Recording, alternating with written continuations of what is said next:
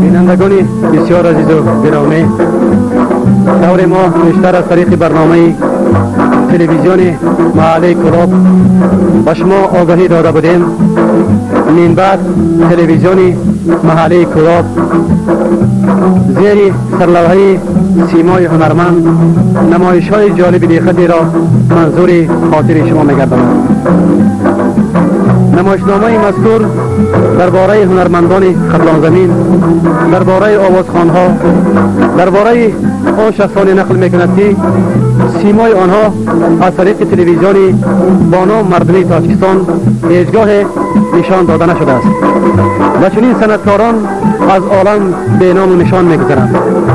ما اقدام خوب گرفتیم تا که در جوانی آنها در عین کمالاتشان نوارهای را بر روی ثبت آواز بیاریم و سیمای این هنرمندان را پیشکش مردم نماییم تا که آنها بفهمند که سرزمین خطلان عموما تاجیکستان عزیز سراپا خانه صنعت است و صنعتگران.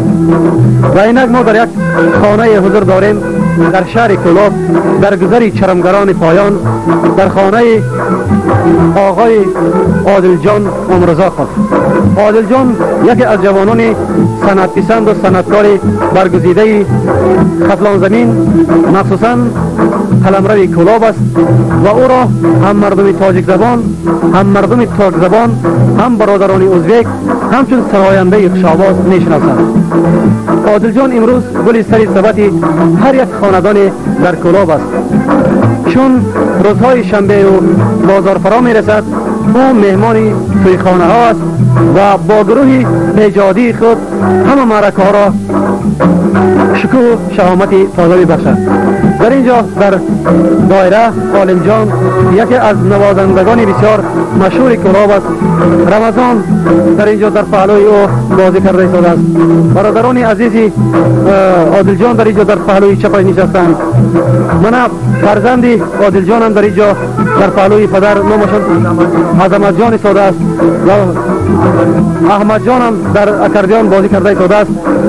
ما بسیار خوش میشیم از این منظره که برای پیشکش کردن شما ما در خانه کاری آنها حضور داریم. قریب که هر روز آنها در اینجا جمع میشوند، آهنگ میآفرند تا که آهنگ مقبول برای صدا بیاید و به مردم پیشکش کردند.